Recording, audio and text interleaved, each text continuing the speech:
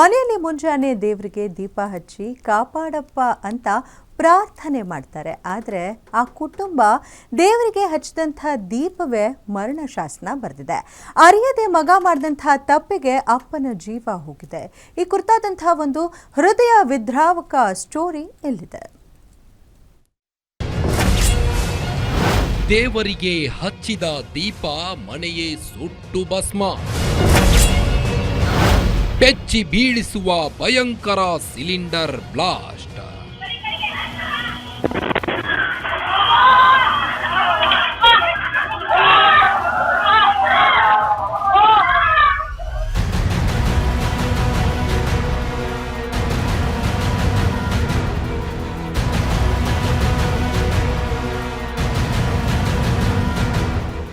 ಈ ದೃಶ್ಯಗಳನ್ನ ಒಮ್ಮೆ ನೋಡಿ. ಜನರೆಲ್ಲ ಏನಾಗಿದೆ ಅಂತ ನೋಡ್ತಿದ್ದಾರೆ. ಮತ್ತೊಂದಷ್ಟು ಜನರು ಸೇರುವಾಗಲೇ ಬೆಂಕಿಯ ಕೆನ್ನಾಲಿಗೆಯ ಬಿಗ್ ಬ್ಲಾಸ್ಟ್ ಆಗಿದೆ. ಇಂಥದ್ದೊಂದು ಭಯಾನಕ ದೃಶ್ಯ ಕಂಡು ಬಂದಿದ್ದು ಬೆಂಗಳೂರು ಉತ್ತರ ತಾಲೂಕಿನ ಅಡಕಮಾರನಹಳ್ಳಿ ಮನೆಯೊಂದರಲ್ಲೇ.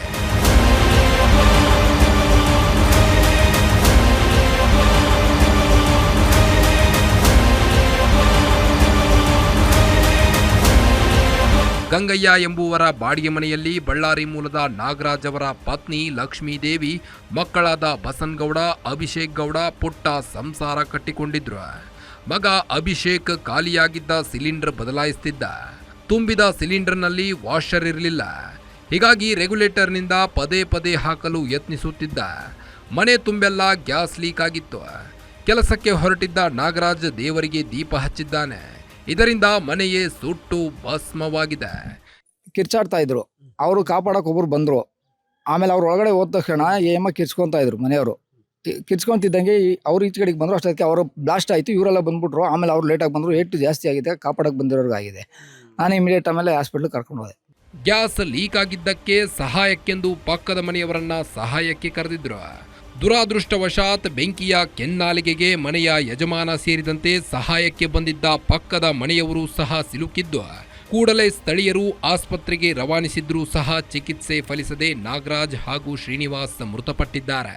ನಾವು ಇಲ್ಲಿ ನಮ್ದು ಈ ಮನೆ, ನಾವು ಒಳಗಡೆ ಕೂತಿದ್ದಾಗ ಅವರು ಎಲ್ಲ ಸೌಂಡ್ ಆಗ್ತಿತ್ತು. ಒಳಗಡೆ ಫಸ್ಟ್ ಹತ್ಕೊಂಡು ಉರಿತಿತ್ತೇನೋ ಸೌಂಡ್ ಆಗ್ತಿದ್ದಾಗ ಅವಲ್ಲೇ ಬ್ಲಾಸ್ಟ್ ಆಯ್ತು. ಬ್ಲಾಸ್ಟ್ ಆದಾಗ ಏನು ಬ್ಲಾಸ್ಟ್ ಆಯ್ತಲ್ಲ ಅಂತ ನಾವು ಬಂದು ಹೆಚ್ಚೆ ನೋಡಕ್ಕೆ ಬಂದಾಗ ಪಾಪ ಎಲ್ಲ ಹತ್ಕೊಂಡ್ಬಿಟ್ಟಿರೋರು. ಈ ಬಟ್ಟೆಗಳೆಲ್ಲ ಇಲ್ಲೊಬ್ರು ರೋಡ ಬಿದ್ದರು. ಸಿಲಿಂಡರ್ ಸ್ಫೋಟದಿಂದ ನಾಗರಾಜ್ ಮತ್ತು ಶ್ರೀನಿವಾಸ್ ದುರಂತ ಅಂತ್ಯ ಕಂಡಿದ್ದಾರೆ. ಘಟನೆಯಲ್ಲಿ ಗಾಯಗೊಂಡ ಅಭಿಷೇಕ್, ಲಕ್ಷ್ಮೀದೇವಿ ಹಾಗೂ ಬಸವಾಗಿ ಆಸ್ಪತ್ರೆಯಲ್ಲಿ ಚಿಕಿತ್ಸೆ ಮುಂದುವರೆದಿದೆ. ಅಭಿಷೇಕ್ ಸ್ಥಿತಿ ಕೂಡ ಗಂಭೀರವಾಗಿದೆ ಅಂತ ಹೇಳಲಾಗ್ತಿದೆ.